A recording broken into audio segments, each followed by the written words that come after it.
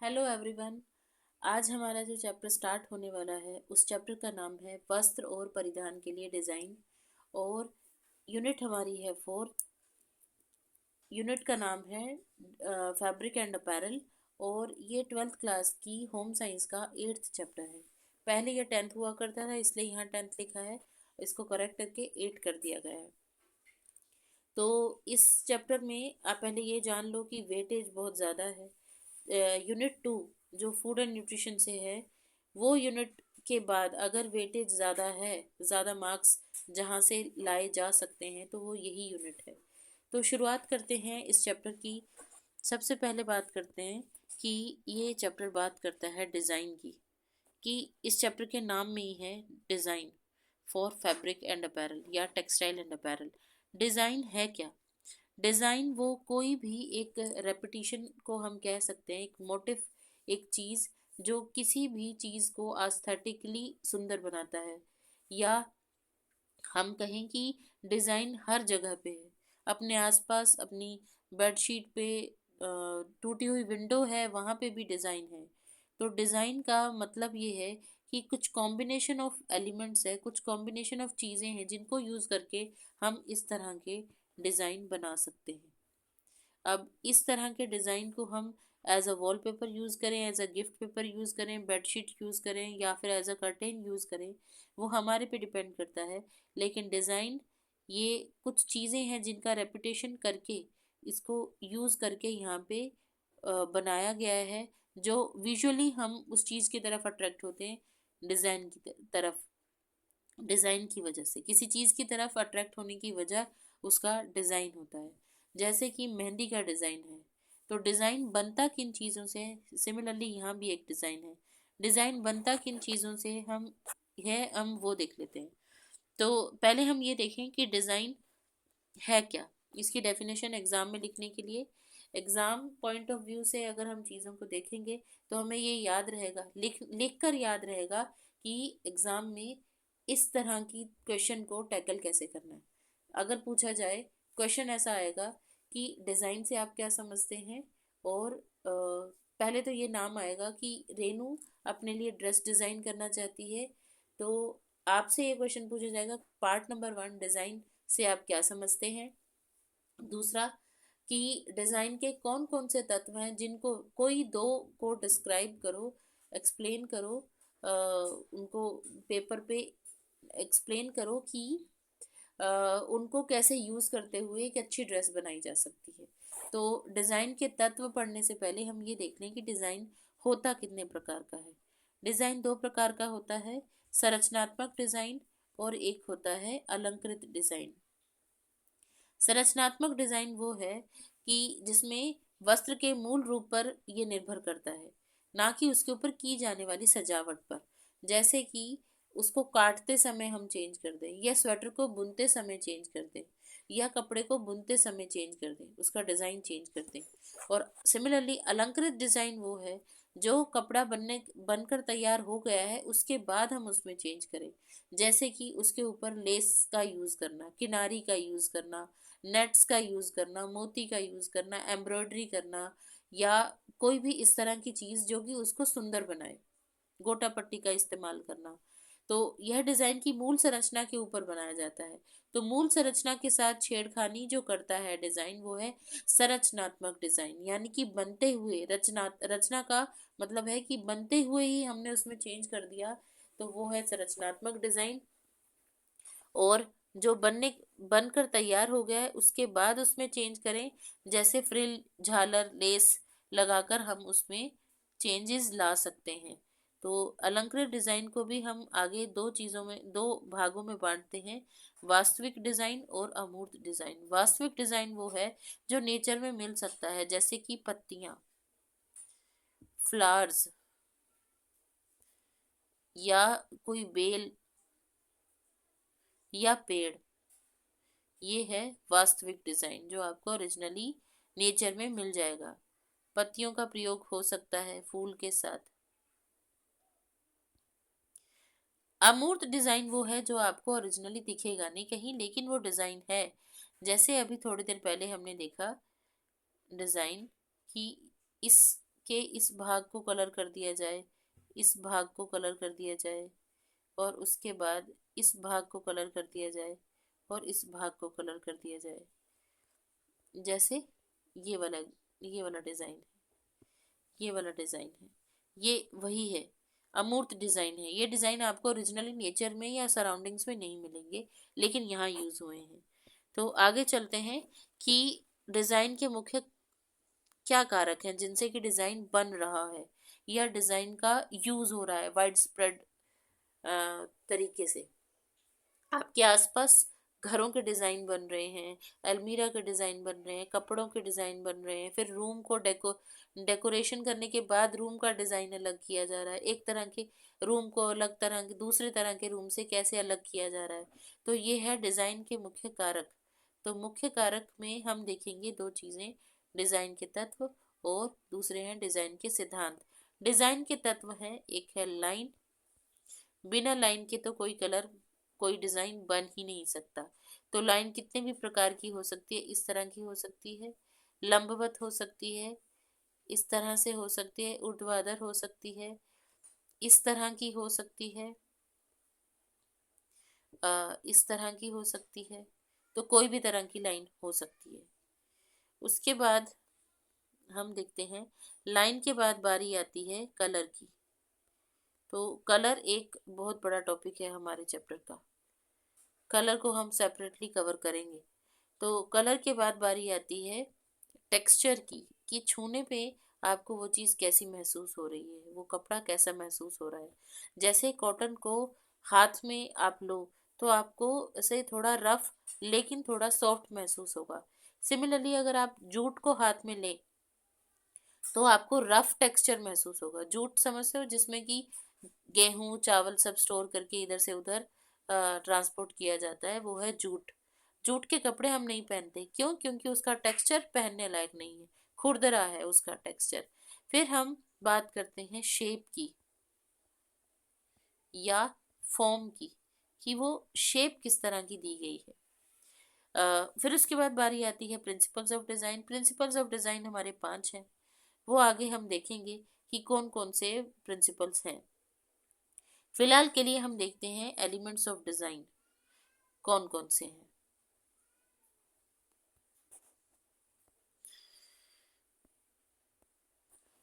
Design के तत्व वही चीज़ है, कलर है, फिर बनावट है, फिर है रेखा, फिर है शेप और फॉर्म। सबसे पहले बात आती है रंग की। रंग आखिर है क्या? रंग सबसे पहले हमें पता होना चाहिए, रंग एक तरह से परसेप्शन है। फिलोसफिकली देखा जाए तो रंग वो है जो हमारी दुनिया को दुनिया कहलाने लायक बनाता है, दुनिया को सुंदर बनाता है। अगर रंग ना हो तो हमें हरे रंग की पत्तियां वाइट कलर की दिखेंगी, पिंक गाउन हमें ब्लैक कलर का दिखेगा, और सारी अच्छी अच्छी चीज़ें जो भी हमें अच्छी लगती हैं वो बिकॉज ऑफ कलर वो रंगहीन हो जाएंगी, मतलब उदासीन हो जाएंगी। तो उदासीन एक तरह का रंग भी है, वो आगे हम पढ़ेंगे। तो कलर हमारी दुनिया को बेहतर सुंदर खूबसूरत बनाता है। तो ये तो हो गया फिलोसफिकली कलर का इम्पोर्टेंस। अब हम साइंटिफिकली देखें तो साइंस मानती है कि कलर इज परसेप्शन। कलर आपका नज़रिया है, आपकी नज़रों में लाइट रिफ्लेक्ट हो रही है, आपकी आंखों तक पहुंच रही है, लाइट रिफ्लेक्ट होकर आपकी आंखों तक पहुंच रही है, फिर आपकी आंखें ब्रेन तक सिग्नल पहुंचाती हैं, फिर आपका ब्रेन ब्रेन में वो सेल्स जो कि देखने के लिए देखने जो भी चीज़ देखते हो उसका मतलब निकालता है, वो आपको सिग्नल भेजता है कि ये रंग वो है। जैसे पत्तियों को देखकर आपको ग्रीन आभास हुआ, वो इसलिए हुआ क्योंकि ये आभास आपको ब्रेन ने बताया कि ये कलर ग्रीन है। तो रंगों के बारे में एक और ख़ास बात है कि जैसे हम एक प्रिज्म का एक्सपेरिमेंट करते हैं कि अगर यहाँ से वाइट लाइट को पास करवाया जाए, सनलाइट को पास करवाया जाए, तो ये 7 कलरों में विभाजित हो जाती है, जिसको हम विवग्योर के नाम से जानते हैं। ये उल्टा है बेसिकली, ऊपर आर आता है तो इसको ऐसे लिखते हैं विवग्योर। वो सारे कलर्स जो कि एक इंद्रधनुष में होते हैं या सीडी पे होते हैं, जो पुराने टाइम पे सीडी आती थी और अगर आपको ये सात सात कलर्स देखने हैं तो आपके पास प्रिज्म नहीं है, तब भी आप देख सकते हैं। स्केल को लेकर ट्यूबलाइट की तरफ देखो, तब भी आपको सात के सात रंग दिखेंगे।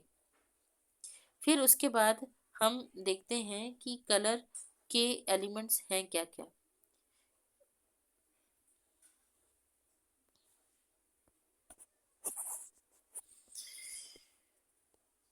सबसे पहले तो नाम है, आपसे पूछा जाएगा कि ह्यू किसे कहते हैं। ह्यू कॉमन नेम है, रंग का ओरिजिनल नाम है, यानी कि लाल हरा नीला प्योर फॉर्म में, जिसमें ना वाइट मिलाया जाए ना ब्लैक मिलाया जाए ना कोई और कलर की मिक्सिंग की जाए। तो ओरिजिनली जिस तरह का कलर है उसी को हम कहते हैं ह्यू। उसके बाद बारी आती है ह्यू के बाद मूल्य की। रंग के हल्केपन या गाढ़ेपन को हम मूल्य कहते हैं। जैसे देखो कि रंग, इसको ग्रे स्केल भी कहते हैं। रंग यहाँ पे डार्क है, यहाँ पे रंग की वैल्यू 0 है, और ये कलर ओरिजिनल है, तो यहाँ पे कलर की वैल्यू 5 है। यहाँ पे रंग बिल्कुल वाइट हो चुका है, तो हम इसको रंग की वैल्यू को 10 रखेंगे। तो ये रंग के हल्केपन या गाढ़ेपन को हम मूल्य कहते हैं। जैसे कि आपसे पूछा जाए कि बेबी पिंक जो है, बेबी पिंक यहाँ कहीं है, बेबी पिंक की वैल्यू महरून से ज़्यादा है या कम है, तो बेबी पिंक की वैल्यू ज़्यादा है और डार्क की कम है। नेक्स्ट देखते हैं आभा या टिंट, जो हम यहाँ देख रहे थे। मतलब कि हमने यहाँ पे क्या किया, ओरिजिनल ब्लू कलर लिया। ये ओरिजिनल ब्लू कलर में जब हम एक एक बूंद वाइट मिलाते गए तो हमें लास्ट में जाके ये कलर मिला, और जब एक एक बूंद मिलाते गए तो हमें ये कलर मिलते गए, लास्ट में वो ब्लैक हो गया। तो ये है, ये जो वाइट मिलाने पे कलर बनता है इसको हम बोलते हैं टिंट, हिंदी में कहते हैं आभा। और वही जब हम इसमें ब्लैक मिलाते जाते हैं तो हम इसको कहते हैं रंगत, इंग्लिश में कहते हैं शेड। आप शेड से याद रखो कि शेडो ब्लैक होती है और शेड भी ब्लैक ही होती है। उसके बाद एक और चीज़ होती है जिसको हम यहाँ देखेंगे, वो आपके कोर्स में नहीं है लेकिन फिर भी बताना ज़रूरी है। वो ये है कि अगर ब्लैक और वाइट को, ब्लैक यहाँ पे मिलाया गया है, यहाँ पे सॉरी यहाँ पे वाइट मिलाया गया है और यहाँ पे ब्लैक मिलाया गया है, यहाँ भी वाइट यहाँ ब्लैक मिलाया गया है, मतलब यहाँ से यहाँ से वाइट बढ़ता गया, यहाँ तक ब्लैक बढ़ता गया। एक और कलर होता है ग्रे। अगर हम इसी तरह से कलर में एक बूंद दो बूंद तीन बूंद बढ़ाते बढ़ाते लास्ट में हमें इस तरह का कुछ कलर मिलेगा, उसको हम टोन कहते हैं। ठीक है, ये है आभा और ये है टिंट। आभ आभा आभा टिंट है और रंगत शेड है। तो हम बात करते हैं कि आभा क्या है। रंग को हल्का बनाने के लिए शुद्ध रंग में सफेद मिलाया जाता है, ये है आभा। ये है ऑरेंज। ऑरेंज के बाद में हम इसमें थोड़ा सा वाइट, एक बूंद वाइट, दो बूंद वाइट, तीन बूंद वाइट और लास्ट में चार बूंद वाइट, ये हमें मिला। और भी वाइट मिलाते जाओगे लास्ट में ऑरेंज बचेगा ही नहीं, सारा वाइट हो जाएगा। उसके बाद हम यहाँ आए, रंगत क्या है। रंगत में ओरिजिनली इस तरह का कलर था, ओरिजिनल ऑरेंज कलर था, यहाँ ओरिजिनल ऑरेंज कलर था। हमने उसमें ब्लैक मिलाते गए मिलाते गए और लास्ट में हमें ये कलर मिला। तो रंगत और आभा का आपको पता चल गया। आपको एक चीज याद रखनी है कि आभा और रंगत के साथ में एक और चीज इंपॉर्टेंट है, वो है ग्रे स्केल। ग्रे स्केल जिसको हिंदी में कहते हैं, इंग्लिश में कहते हैं धूसर पैमाना। यहाँ लिख देती हूँ मैं, धूसर पैमाना। धूसर पैमाना क्या कहता है कि जैसे जैसे ब्लैक कलर बढ़ेगा, जैसे यहाँ कि जैसे जैसे ब्लैक कलर बढ़ेगा वैसे वैसे वैल्यू, कलर की वैल्यू क्या होती जाएगी, कम होती जाएगी। और जैसे जैसे वाइट कलर बढ़ेगा वैसे वैसे क्या होगा, वैल्यू वैल्यू बढ़ती जाएगी, बढ़ती जाएगी। इसको याद रखना है, ये आपकी बुक में फोटो भी बनी हुई है। इसके बाद यहाँ आते हैं हम तीव्रता। रंगों की चमक या मंदता को तीव्रता कहते हैं। आपको इतना याद रखना है कि रंगों की चमक को, कि रंग जब अपने ओरिजिनल फॉर्म में होता है तो वो सबसे तीव्र होता है। जैसे जैसे उसमें ब्लैक मिलाया गया उसकी तीव्रता कम होती गई। सेम चीज ह्यू, जिसे हम कहते हैं कि जब वो ओरिजिनल फॉर्म में होता है उसको ह्यू कहते हैं, और वो ओरिजिनल फॉर्म में उसकी तीव्रता सबसे ज्यादा होती है। और जैसे जैसे उसमें ब्लैक मिलाया गया उसकी तीव्रता कम होती गई। यहाँ भी वैसे ही है, यहाँ भी सेम। उसके बाद आते हैं, ये आपके लिए क्वेश्चन है कि ये जो आपके सामने स्केल बनाया गया है, ये ब्लू कलर की, यह चित्र नीले रंग की डैश को दिखाता है। क्या दिखाता है? ऑप्शन है आपके सामने, शेड, रुको, shade, option number 1, option number 2 tint, option number 3 है टोन, जो आपको पढ़ाया था। तो सिलेबस में नहीं है लेकिन आपको जानकारी के लिए बता दिया था। आगे आते हैं रंगों का वर्गीकरण। तो रंगों का वर्गीकरण इंटरेस्टिंग है। आप आप कॉपी पेन लेकर बैठो तो ज़्यादा बेहतर है। कलर व्हील बनाना बहुत आसान है, सिर्फ हमें 3 रंग याद होने चाहिए, RYB। आप जो बालों में रिबन लगाते हो ना, उसको आप याद रखो, उसके RIBBON स्पेलिंग होते हैं ना, उसकी जगह आप ऐसे कर लो, RYB है उसका स्पेलिंग। तो RYB का मतलब ये है रेड, येलो और तीसरा है ब्लू। रेड, येलो और ब्लू, ये 3 कलर्स हैं, ये आपके प्राथमिक रंग हैं। प्राथमिक रंग हमें पता होने चाहिए, उसके बाद पूरा हम कलर व्हील खुद बना सकते हैं।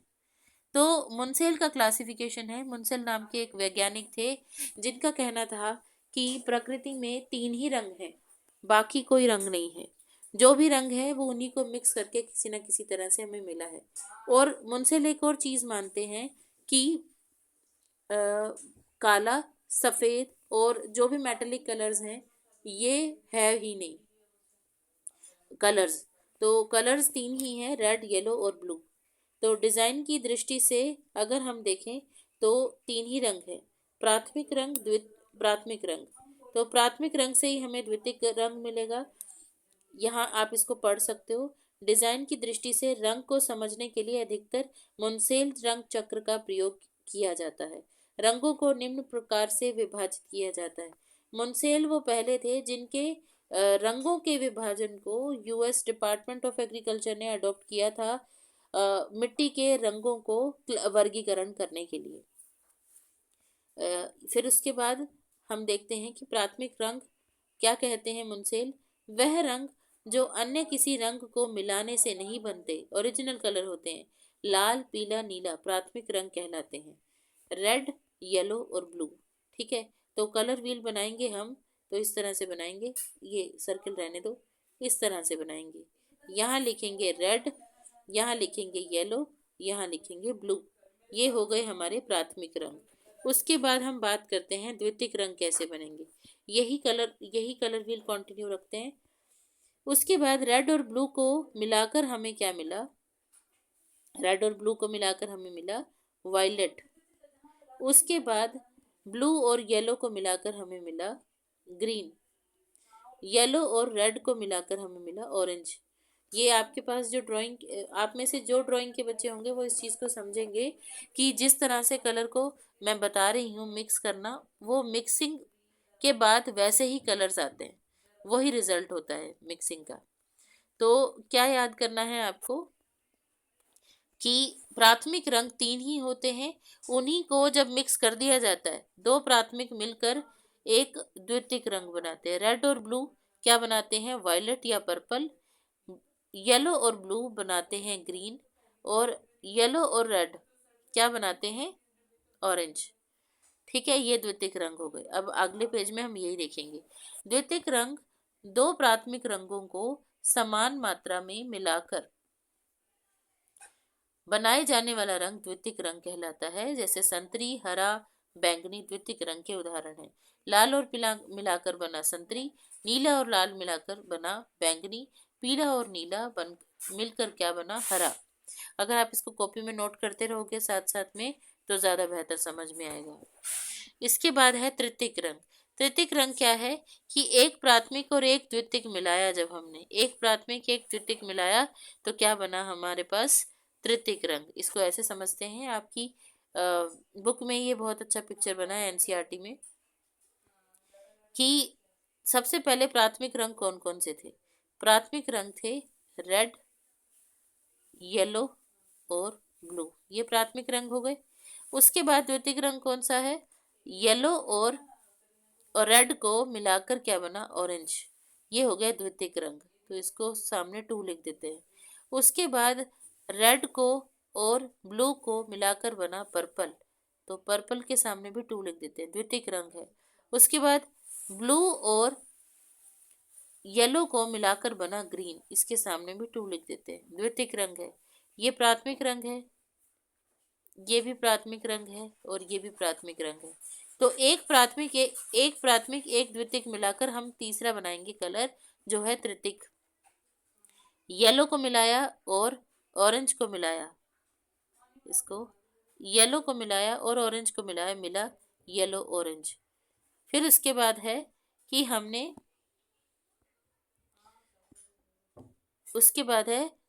मिलाया ऑरेंज और रेड, रेड ऑरेंज। उसके बाद रेड और पर्पल, रेड पर्पल। उसके बाद है पर्पल और ब्लू, ब्लू पर्पल। उसके बाद है ब्लू और ग्रीन, ब्लू ग्रीन। उसके बाद ग्रीन और येलो, येलो ग्रीन। इस तरह से हमारा कलर व्हील पूरा हो गया। आगे चलते हैं कि ये सेम वही चीज थी, पीला और हरा मिलाकर पीला हरा, लाल बैंगनी मिलाकर लाल बैंगनी, नीला हरा, सिंपल है इनका क्लासिफिकेशन, सिंपल है। आगे चलते हैं कि एक तरह के वो कलर्स होते हैं जिसे अवर्णीय रंग कहते हैं, न्यूट्रल कलर्स, उदासीन रंग, यानी कि जिनको मुंसेल कहता है कि ये कलर है ही नहीं वास्तव में। तो न्यूट्रल कलर्स क्या है, इन रंगों के अतिरिक्त कुछ रंग ऐसे भी होते हैं जिन्हें अवर्णक कहा जाता है। सरल शब्दों में कहें तो वह बिना रंग के रंग कहलाए जाते हैं, जैसे सफेद, काला, धूसर, रजत, धात्विक। अब धूसर क्या है, ग्रे, रजत क्या है, सिल्वर, धात्विक क्या है, मेटेलिक कलर्स। इसके बाद है पेंटोन शेड कार्ड क्या है। ये पहले ये समझ लेते हैं हम कि कलर हमने देख लिया। हमने देखा सबसे पहले प्राथमिक रंगों का वर्गीकरण देखा, प्राथमिक रंग, द्वितीयक रंग। उसके बाद हमने देखे तृतीयक रंग। तृतीयक रंग के बाद हम देखते हैं अवर्णीय रंग। ये आगे हमें कलर स्कीम समझने में बहुत काम आएंगे, इसलिए आप इनको अच्छी तरह से याद कर लो, उसके बाद कलर स्कीम आसान हो जाएंगी। एक तो कलर व्हील बनाना आसानी से आप जब सीखना बनाना शुरू कर दोगे तब, और जब आपको पता होगा अवर्णीय रंग क्या है तो कलर स्कीम बहुत आसान हो जाएगी। आगे चलते हैं, पेंटोन शेड कार्ड क्या है। पेंटोन शेड कार्ड ये है, क्या है कि जैसे मान लो कि कोई दिल्ली में कारपेट्स बनाता है बहुत अच्छी, और किसी ने इंग्लैंड में बैठे बैठे सोशल मीडिया पे वो कारपेट देखी और उन्होंने ऑर्डर किया कि हमें यही वाले कारपेट चाहिए, लेकिन ये टील कलर में हमें चाहिए। तो उन्होंने क्या किया, कारपेट बनाई और उनको पार्सल कर दी। फिर उसके बाद उनका चिट्ठी आती है वापस कि हमें ये कारपेट नहीं चाहिए। क्यों नहीं चाहिए, क्योंकि जो हमने टील बोला था, टील कलर देखो ये होता है, ये वाला, ये टील कलर है। रुको, ये जो है ये टील कलर है, ये छोटा सा आपको दिख रहा है टील कलर, ये भी हो सकता है। तो टील कलर आप हमने जो बोला था, देखो दोनों डिफरेंट है ये कलर्स, ये और ये दोनों डिफरेंट है। तो हमने जो बोला था वो डिफरेंट है और आपने जो बनाया वो अलग है। तो इतना इस कंफ्यूजन को मिटाने के लिए, जैसे इंडिया में हम ब्रिक रेड जिसको बोलते हैं, उसको अमेरिका में लोग ब्रिक रेड की जगह क्रिम्सन रेड या कुछ और बोलते होंगे।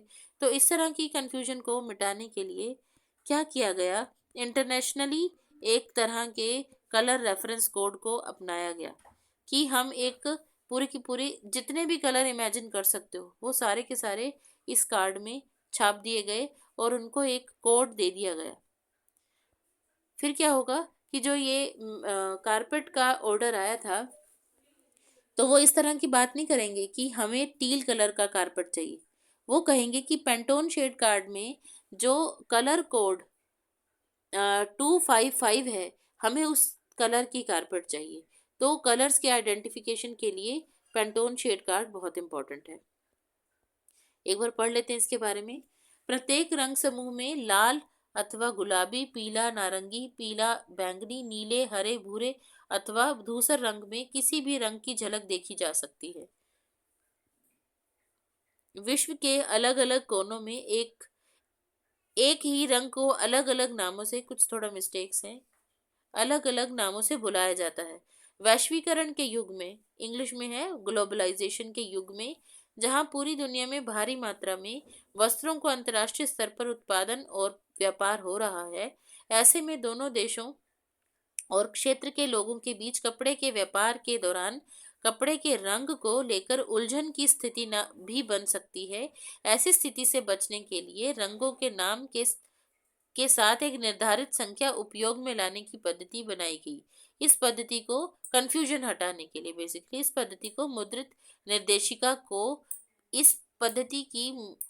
निर्देशिका को पेंटोन शेड कार्ड कहते हैं। ये है सिंपल सी डेफिनेशन। इसको कवर कराना इसलिए जरूरी था क्योंकि एग्जाम में पूछा गया है पिछले 2 साल में। ये देखो, ये है पेंटोन, उसके बाद इसका कोड है और नाम भी है, जैसे green glimmer, heavenly, lux lemon, space cherry, ये सारे नाम है और कोड है। ठीक है, और किसी को कंफ्यूजन ना हो इसलिए मैं नंबर बताऊंगी, नाम से ज़्यादा नंबर इम्पोर्टेंट है। उसके बाद आते हैं कि रंग योजनाएं कौन कौन सी है, कलर स्कीम्स जिसे हम कहते हैं। तो कलर स्कीम्स 2 तरह की होंगी, एक है संबंधित और एक है विषम। संबंधित यानी कि कलर व्हील में जब कलर्स आपस में मिलते जुलते होंगे, रिलेटेड होंगे, तो हम संबंधित कहेंगे। जब दूर दूर होंगे तो हम उसे विषम कहेंगे। तो बात करते हैं संबंधित रंग योजनाओं की। एक वर्णीय रंग योजना एक ही कलर की अलग अलग टिंट्स और शेड्स को यूज करते हुए जब हम कलर स्कीम बनाए तो उसे हम एक वर्णीय रंग योजना कहते हैं। अवर्णीय रंग योजना जिसमें हमने न्यूट्रल कलर, उदासीन रंग लिए थे। फिर है विशिष्टतापूर्ण उदासीन रंग योजना, जैसे कि आपकी स्कूल ड्रेसेस या ऑफिस ड्रेसेस ज्यादातर यही कलर स्कीम फॉलो करती हैं, एक ब्राइट कलर और साथ में एक उदासीन या अवर्णीय रंग।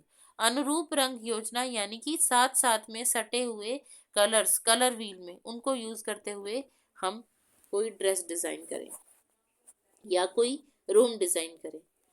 आते हैं सबसे पहले संबंधित रंग योजनाएं। संबंधित रंग योजनाएं, इनके उदाहरण दिए गए हैं कि सेम कलर्स को यूज करते हुए, देखो ये सेम कलर्स को यूज करते हुए इसका डार्कर वर्जन, इसका लाइटर वर्जन, यानी कि इसकी टोन और इसकी शेड को यूज करते हुए जब ये रूम डिजाइन किया गया, इसको हम एक वर्णीय रंग योजना कहते हैं। और यहाँ पर ये पूरा रेड ना होकर ये जैकेट का जो कलर है रेड, वो अलग तरह का है, उसका टेक्सचर अलग है, इसका फरी टेक्सचर है, इसका सिल्की टेक्सचर है। सेम, ये दोनों सेम कलर हैं, ये तीनों सेम कलर हैं, लेकिन टिंट्स और शेड का उपयोग किया गया है। ये तीनों रेड के ही टिंट्स और शेड्स हैं। तो ये होता है एक वर्णीय रंग योजना। उसके बाद हम आते हैं एक वर्णीय रंग योजना, ये भी उदाहरण है एक वर्णीय रंग योजना का, जिसमें ब्लू को ही यूज करते हुए, ये भी ब्लू है और ब्लू और ग्रीन की कंसिस्टेंसी को यूज करते हुए, यानी कि ये जो पीछे बैकग्राउंड में ये पूरा टील कलर है, ये बनता कैसे है, ब्लू और ग्रीन, ब्लू ग्रीन कलर जो है उसको मिक्स करके। तो यहाँ ग्रीन भी है प्योर, यहाँ प्योर ब्लू भी है उसके बाद ये प्योर ब्लू भी है, ये भी है, और उसके बाद ये दोनों का मिक्सचर ये भी है बैकग्राउंड में। तो ये है एक वर्णीय रंग योजना। हमें लगता है कि एक ही कलर का सब रहेगा तो कंफ्यूजन हो सकती है, लेकिन एक्चुअल में एक वर्णीय रंग योजना फॉर्मल सेटिंग्स में बहुत यूज की जाती है। अवर्णीय रंग योजना क्या है? अवर्णीय यानी कि न्यूट्रल कलर्स। ये सारे के सारे न्यूट्रल कलर्स हैं। न्यूट्रल कलर्स कौन कौन से हैं? एक है ग्रे, एक है ब्लैक, एक है वाइट, और बाकी मेटेलिक कलर्स, धात्विक रंग जैसे सिल्वर है, गोल्ड है या कॉपर है। उसके बाद ये भी उदाहरण एक वर्णीय रंग योजना की ही है। ब्लैक, ग्रे और बाकी न्यूट्रल कलर्स। विशिष्टतापूर्ण उदासीन रंग योजना। इसमें क्या होगा? एक न्यूट्रल कलर होगा, जैसे यहाँ ये न्यूट्रल कलर है पर एक ब्राइट होगा। ये न्यूट्रल कलर है और ये ब्राइट है। विशिष्टतापूर्ण उदासीन रंग योजना जैसे आपकी ड्रेस होगी, हमारे किसी भी स्कूल की ड्रेस होगी, वो एक ब्राइट कलर यूज होगा। आप अपनी ड्रेस देखना, जैसे उदाहरण के तौर पर ग्रीन चेक्स का कुर्ता और वाइट कलर की सलवार और वाइट कलर का दुपट्टा। तो वाइट कलर क्या है? न्यूट्रल कलर, उदासीन रंग, और ब्राइट कलर कौन सा है वहाँ पे? Green colour. और जैसे केवी की ड्रेस है, उसमें चेक्स हैं और साथ में एक लाइट ब्लू है। लाइट ब्लू उदासीन रंग और ब्राइट कलर्स जो उसके चेक्स हैं। ये थोड़ा सा आप इसको पोज करके देख सकते हो कि कॉम्प्लीमेंट्री कलर्स होते हैं जो डायरेक्टली अपोजिट होते हैं, एक दूसरे को कॉम्प्लीमेंट करते हैं, है ना। जैसे एक और एक 11 हो जाए, उस तरह से कि ये दोनों जब साथ में होंगे तो एक दूसरे को कॉम्प्लीमेंट करेंगे, वो चीज़ और भी सुंदर दिखेगी। एनालोगस यानी कि पास पास में सटे हुए, अनुरूप रंग योजना। उसके बाद प्राइमरी रंग ये 3 है, रेड, येलो और ब्लू। उसके बाद है अनुरूप रंग योजना, यहाँ से स्टार्ट हो जाती है। अनुरूप रंग योजना यही है, ये साथ साथ में सटे हुए कलर्स। तो यहाँ पर यूज की गई अनुरूप रंग योजना ये है। यहाँ यूज हुआ है ब्लू, ग्रीन और ब्लू ग्रीन, ये 3 कलर यूज हुए हैं। इन तीनों का यूज करते हुए ये ड्रेस डिजाइन की गई है। उसके बाद है विषम रंग योजनाएं, यानी कि कलर व्हील में डायरेक्टली अपोजिट, जैसे ऑरेंज और ब्लू, और कौन से हैं? रेड और ग्रीन और येलो और पर्पल। ये डायरेक्टली अपोजिट कलर्स हैं। तो डायरेक्टली अपोजिट कलर्स को जब हम यूज़ करते हैं तो इनको हम कहते हैं कॉन्ट्रास्ट कलर्स, या हम कहें कॉम्प्लीमेंट्री कलर्स, एक ही बात है। यानी कि एक दूसरे को कॉम्प्लीमेंट कर रहे हैं, यानी कि इनका एक दूसरे से कोई लेना देना नहीं है कलर व्हील पे, लेकिन जब दोनों साथ में पहनो तो वो अच्छे लगते हैं, आंखों को सुंदर लगते हैं। फिर है दोहरा पूरक रंग योजना, यानी कि कलर व्हील हम लें और कलर व्हील में 2 सटे हुए कलर कोई लें, या ऐसे ये 2 सटे हुए कलर दिए, ये और ये, डायरेक्टली अपोजिट कौन सा है? ब्लू। इसके डायरेक्टली अपोजिट कौन सा है? ये है बैंगनी। इसको यूज करके हम कोई ड्रेस डिजाइन कर लें। तो ये है दोहरा पूरक रंग योजना। पूरक रंग को ही उन्होंने डबल टाइम्स यूज कर लिया। स्प्लिट कॉम्प्लीमेंट्री क्या है कि जैसे मान लो कि रेड कलर को सेलेक्ट किया गया, उसके डायरेक्टली अपोजिट क्या है? ग्रीन। लेकिन हम क्या करेंगे? ग्रीन को तो चूज करेंगे लेकिन रेड को नहीं चूज करते हुए आसपास के 2 कलर्स को यूज कर लेंगे। तो स्प्लिट कॉम्प्लीमेंट्री यही है कि इसको स्प्लिट करके आसपास के 2 कलर्स को यूज कर लिया जाए। ये कलर स्कीम उसका उदाहरण है। फिर है ऋणात्मक रंग योजना, ट्रायडिक कलर स्कीम, यानी कि कलर स्कीम में अगर कहीं भी ट्रायंगल बन रहा है, जैसे यहाँ से हम देखें तो यहाँ से यहाँ कहाँ ट्रायंगल बनेगा? यहाँ, यहाँ, ऐसे। यहाँ से शुरू करें तो कैसे कलर बनेगा? इस तरह से नहीं, इस तरह से, इस तरह से बहुत सारे ट्रायंगल्स बन सकते हैं।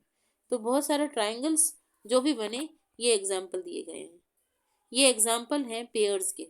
इन पेयर्स को यूज करते हुए ड्रेस को डिजाइन किया जा सकता है। फिर है संरचना अथवा बुनावट। बुनावट में कई सवाल भी पूछे गए हैं, वो हम अगले वीडियो में कवर करेंगे कि पुराने पेपर्स में किस तरह के क्वेश्चंस पूछे गए हैं। संरचना अथवा बुनावट क्या है कि कपड़ा देखने में कैसा लगता है, जैसे चमकीला, मंद या अपारदर्शक, यानी कि ट्रांसपेरेंट नहीं है कपड़ा। कपड़े की प्रकृति कैसी है, ढीला, सिकुड़ने वाला। कपड़ा छूने पर कैसा लगता है, नरम, कड़क, रूखा, खुरदरा, दानेदार। आगे आते हैं, ये आपको उदाहरण मिल जाएंगे। ये सारे के सारे टेक्सचर्स दिए गए हैं। ये है, ये थोड़ा सा आपको ऊनी किस्म का कपड़ा लगेगा, ये वाला। उसके बाद ये वाला जो कपड़ा है ये है वेलवेट का, ये नीचे वाला कपड़ा वेलवेट का। ये जूट का कपड़ा है, ये खुरदरा होता है, इसका टेक्सचर खुरदरा है, रफ है इसका टेक्सचर। और इसका टेक्सचर है सॉफ्ट, और सॉफ्ट, शाइनी एंड वेलवेटी। ये है सिल्क, इसका टेक्सचर है सॉफ्ट, सिल्क, सॉफ्ट सिल्की, मतलब सिल्की टेक्सचर भी होता है। उसके बाद ये है वार्म, इसका टेक्सचर वार्म है, थोड़ा रफ है और थोड़ा खुरदरा भी है। तो ये हो गई टेक्सचर की बात। फिर उसके बाद बारी आती है रेखा की, कि रेखा किस तरह से हमारा साइकोलॉजिकली हमसे प्ले करती है। जैसे रेखा में दिया गया है कि अगर कोई व्यक्ति इस तरह का है, ज़्यादा पतला है और उसका वेट ज़्यादा नहीं है, तो हम उसको ऐसे लॉन्गिट्यूडिनली जो लाइंस वाले कपड़े हैं ये ना पहनाकर इस तरह की लाइंस के कपड़े पहनाएंगे, इस तरह से। क्यों? क्योंकि इससे हमारी लाइंस का मूवमेंट इस तरह से जा रहा है कि मतलब थोड़ा सा चौड़ाई का एहसास हो रहा है। उसके बाद हम अगर बात करें कि अगर किसी को हमें इस तरह का दिखाना है, थोड़े हाइट में फ़र्क लाना है कि हाइट ज़्यादा लंबी लगे, तो इस तरह के कपड़ों का चुनाव करना चाहिए, इस तरह के, इस तरह के। ये है लाइंस का कॉम्बिनेशन, जिग जैग का कॉम्बिनेशन, इस तरह। ये लाइंस भी हमें फॉर्मल अपीयरेंस दे रही है, फॉर्मल यानी कि ऑफिस काइंड ऑफ फीलिंग।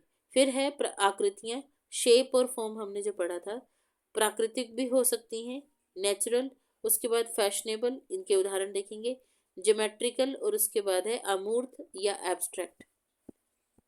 प्राकृतिक आकृतियां ये है जो आपको प्रकृति में दिखेंगी, ये पत्तियां आपको प्रकृति में दिखेंगी, ये फूल आपको प्रकृति में दिखेंगे, जो नेचर इंस्पायर्ड है। फिर उसके बाद है फैशनेबल, यानी कि वो डिज़ाइन हमारे द्वारा ही बनाया गया है, स्टाइलिस्टिकली हमने नेचर की चीज़ों को लेकर उसको किसी भी तरह से बदल दिया, ठीक है, ये है, ये स्टाइलिस्टिकली है फैशनेबल। उसके बाद है ज्योमेट्रिक, जिसमें हमने ट्रायंगल का, रेक्टेंगल का या स्क्वायर का या सर्किल का यूज़ बहुत ज़्यादा किया है, वो है ज्योमेट्रिकल।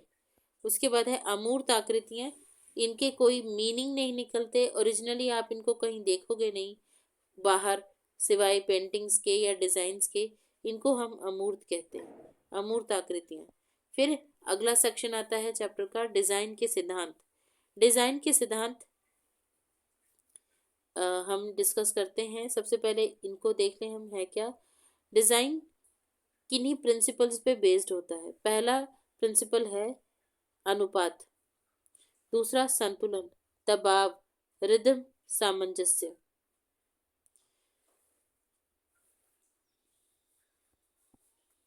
अनुपात, अनुपात क्या कहता है कि कोई भी ड्रेस पहनी जाए उसको हम इस अनुपात में पहने, मतलब 50-50 के अनुपात में ना पहने। जैसे कि 50-50 का अनुपात कौन सा है, ये वाला, कि बॉडी के 50% भाग को एक ड्रेस कवर कर रही हो और 50% भाग को एक ड्रेस कवर कर रही हो।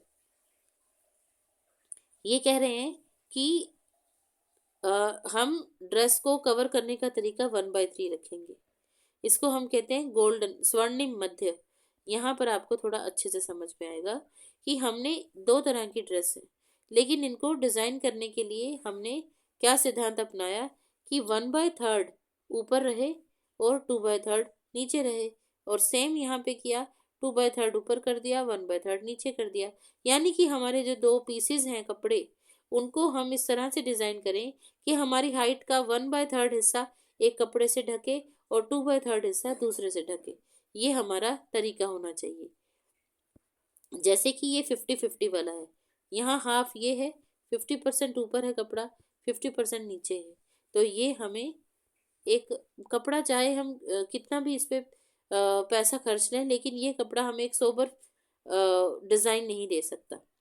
और सिमिलरली ये वाला जो कपड़ा है, ये बात करता है 1/3 और 2/3 में डिवाइड किया गया है। और तीसरा आता है 1/2 1/2, ये भी रॉन्ग है, इसको भी नहीं सिलेक्ट करेंगे। और यहाँ पर आता है 1/3 और 2/3, तो ये करेक्ट सिलेक्शन है। स्वर्णिम मध्य क्या होता है, इसका एक वीडियो है, आप इसको देख सकते हो। बहुत इंटरेस्टिंग वीडियो है, फिबोनाची नंबर पे आप इसको देख सकते हो। तो गोल्डन मध्य इसी को कहते हैं। ये इंग्लिश में भी लिखा हुआ है, 2 outfits in the middle are splitting the body in half and don't look visually appealing. ये कह रहे हैं कि दो कपड़े हैं यहाँ पे, दो तरह के, एक ये नहीं, सॉरी ये नहीं, एक ये और एक ये दो कपड़े हैं जो कि बॉडी को 50-50% में बांट रहे हैं, और ये आंखों को हमें अच्छे नहीं लग रहे। लेकिन यहाँ पर आप देखो तो ये 1/3 और 2/3 का डिवीजन है, और ये 1/3 और 2/3 का डिवीजन है। ये हमें ओके लग रहा है, अच्छा लग रहा है, विजुअली अपीलिंग लग रहा है। उसके बाद हम बात करते हैं संतुलन की। संतुलन दो प्रकार का होगा, औपचारिक फॉर्मल या इनफॉर्मल। इनफॉर्मल और फॉर्मल में क्या अंतर है? फॉर्मल बैलेंस है कि कपड़े को अगर बीच में से बांटा जाए तो कपड़े के इस साइड और इस साइड सिमिलर डिजाइन होगा, सेम डिजाइन होगा, डिजाइन के साथ कोई एक्सपेरिमेंट नहीं किया गया हो। लेकिन अगर हम बात करें इनफॉर्मल की, तो इनफॉर्मल बैलेंस होता है कि कपड़े को अगर बीच में से डिवाइड किया जाए, यहाँ और यहाँ डिजाइन सेम नहीं होगा। जैसे इंडो वेस्टर्न कपड़े हैं, ये जैसे देखो कि आइडियली ये ड्रेस इस तरह से होनी चाहिए थी, लेकिन इसको इस तरह से यूज ना करते हुए इसको हाफ काटा गया। यानी कि ये कौन सा बैलेंस है? Informal balance. इनफॉर्मल बैलेंस आजकल इंडो वेस्टर्न में और ज़्यादा ट्रेंडी हो रहा है, और इसका रीज़न ये है कि संतुलन होना चाहिए, चाहे किसी भी तरह का हो, उसको पसंद किया जाता है ड्रेस को। डिज़ाइन के सिद्धांत यूज होने चाहिए बस। देखो, ये है फॉर्मल बैलेंस, औपचारिक संतुलन, कि अगर बीच में से बांटा जाए तो जो फूल यहाँ पर है वही फूल यहाँ पर है, सेम जो डिज़ाइन यहाँ पर है वही डिज़ाइन यहाँ पर है, उसके बाद यहाँ पे भी यही लागू होता है। आगे चलते हैं। एम्फेसिस यानी कि पूरा का पूरी नज़र हमारी उसी फोकस हो जाए एक ही जगह पे। जैसे एम्फेसिस हम इसको कहेंगे कि पूरी की पूरी ड्रेस में हमारा ध्यान यहाँ जा रहा है, या पूरी की पूरी ड्रेस में हमारा ध्यान यहाँ जा रहा है। क्यों जा रहा है? क्योंकि ये पूरा का पूरा ब्लैक एंड वाइट है, लेकिन यहाँ रेड कलर का इस्तेमाल हुआ है, और यहाँ पे ये बो इस तरह से बनाया गया है कि पूरी की पूरी ड्रेस के ऊपर ध्यान ना जाते हुए यहीं जा रहा है। इसी को इम्फेसिस कहते हैं कि हम कौन से हिस्से को दिखाना चाहते हैं। जैसे कि आप नॉर्मली देखो कि जो ड्रेस होती है, ड्रेस को अगर मैं बनाऊं यहाँ पे, तो ड्रेस के अगर यहाँ पे और यहाँ पे और यहाँ पे डिज़ाइन है, यहाँ पे डिज़ाइन है, तो यहाँ पे कम डिज़ाइन होगा, मतलब यहाँ पे सिर्फ बॉर्डर्स में डिज़ाइन होगा।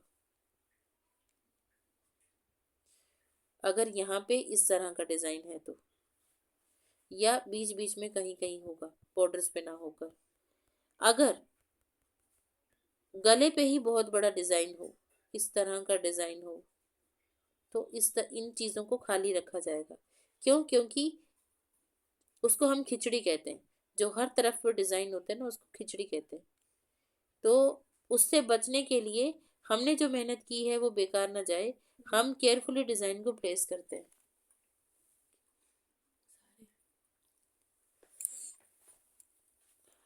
अब इसको अगर डिज़ाइन को सिर्फ यहीं बनाना हो तो हम ऊपर लाइट रखेंगे, यहीं बनाना हो तो इसको यहाँ से हैवी करना है। तो सेम चीज़ यहाँ भी है कि अगर इन डिज़ाइंस में आप देखो तो कहीं ना कहीं एम्फेसिस बहुत ज़्यादा यूज़ हुआ है। जैसे कि ये एम्ब्रॉयडरी यहाँ तक हो सकती थी, लेकिन इसको जानबूझ के खाली रखा गया ताकि अगर ये खाली होगा तो इस पे ध्यान जाएगा, और इस बो के ऊपर ध्यान तब जाएगा जब पूरी की पूरी ड्रेस को हमने इतना ज़्यादा ब्राइट नहीं किया होगा। आगे चलते हैं। ये उन्हीं के उदाहरण है, सारे एम्फेसिस के उदाहरण है। उसके बाद है लय या रिदम। आपकी बुक में दिया होगा कि लय को पैदा करने के 3 तरीके हैं। वो 3 तरीके कौन से हैं, आप मुझे आंसर देंगे। लय का मतलब है कि आपकी आंखें ट्रैवल करें, किसी चीज़ के साथ ट्रैवल करें। जैसे इस गोल गोल के साथ में आपकी आंखें ट्रैवल कर रही हैं, इसको हम कहते हैं विकीर्ण, विकीर्ण या रेडिएशन। से सूरज की किरणें निकलती हैं, वैसे ही इस डिज़ाइन से भी किरणें निकल रही हैं। उसके बाद आता है यहाँ पर, ये देखो, ये आइस का मूवमेंट डिसाइड हो रहा है, यहाँ से ऐसे डिसाइड हो रहा है आइस का मूवमेंट। एक और उदाहरण, जैसे घरों में पहले बटरफ्लाईज लगाई जाती थी दीवारों पे, वो बटरफ्लाईज अगर सारी की सारी एक ही साइज की होंगी तो क्या हमारा ध्यान जाएगा वो बटरफ्लाईज पे। ये इस तरह से बटरफ्लाईज होती थी, छोटी, नहीं नहीं, पहले बड़ी, उसके बाद छोटी, उसके बाद और छोटी, उसके बाद और छोटी। तो हमारा ध्यान इस तरह से जा रहा है, आंखों का मूवमेंट हो रहा है इस तरह से। और अगर सारी की सारी बटरफ्लाईज एक ही साइज की होती तो शायद हमारा ध्यान नहीं जाता। तो ये इंटीरियर डिजाइनिंग में लय का कैसे यूज किया गया है, दो मैं बता देती हूँ। लय को पैदा करने के 2 तरीके हैं, एक तो रेडिएशन है और दूसरा है रेपिटिशन, दोहराव। ये लाइंस का कैसे दोहराव किया गया है, यहाँ पे देखो, लाइंस को यूज करके हम किस तरह से आंखों का मूवमेंट करवा सकते हैं। ये है लय। तो आप बताएंगे तीसरा एलिमेंट कौन सा है रेडिएशन का, सॉरी, लय पैदा करने का तीसरा तरीका कौन सा है। उसके बाद आता है सामंजस्य। हमने इतने सारे डिजाइन के सिद्धांत पढ़े। अब डिजाइन के सिद्धांत पढ़ने के बाद जब हम सारे के सारे डिजाइन एलिमेंट्स को कंबाइन करें तो सबका एक अच्छा सामंजस्य बने, और उसके बाद जो ड्रेस बने उसको हम अप्रिशिएट कर सकें। यहाँ देखो बैलेंस भी है, फॉर्मल बैलेंस, दोनों डिज़ाइन एक तरफ से हैं, लाइंस का भी प्रयोग है। फिर उसके बाद यहाँ इम्फेसिस का भी यूज़ है। इम्फेसिस होता है यानी कि किसी को दबाव देना। यहाँ पर डिज़ाइनर दबाव देना चाहता है जूतों पर और ज्वेलरी पर। और ये सारे के सारे जब डिज़ाइन के एलिमेंट्स कंबाइन हो जाते हैं, प्रिंसिपल्स कंबाइन हो जाते हैं, हमारे पास जो ड्रेस आती है वो बहुत, एक जिसे कहते हैं ना फैशन डिज़ाइनर की नज़र में बहुत अच्छी ड्रेस होती है, उसको हम कहते हैं कि इस ड्रेस में हार्मनी है, इस डिज़ाइन में हार्मनी है, सामंजस्य है। इस परिधान के एक हिस्से का दूसरे हिस्से से बहुत अच्छा रिलेशन है। ऐसा नहीं है यहाँ पे रनिंग शूज़ हैं, तो एक हिस्से का दूसरे हिस्से से बहुत अच्छा रिलेशन है। तो इसको हम कहते हैं सामंजस्य अचीव कर लिया है इस ड्रेस ने। आगे चलते हैं। हाँ, ये तो हमारा इतना, अभी तक ये चैप्टर पूरा नहीं हुआ है। इस चैप्टर में हम ये भी देखेंगे आगे चलकर कि फैशन डिजाइनिंग में आगे स्कोप क्या क्या है, क्या क्या कर सकते हैं या बन सकते हैं आगे जाके, अगर आपको भी आगे जाके यही सब्जेक्ट लेना है तो। और दूसरी चीज़ हम ये देखेंगे प्रीवियस ईयर क्वेश्चंस क्या कौन कौन से हैं जो एग्जाम्स में ज़्यादातर पूछे गए हैं। तो आज के लिए सिर्फ इतना ही।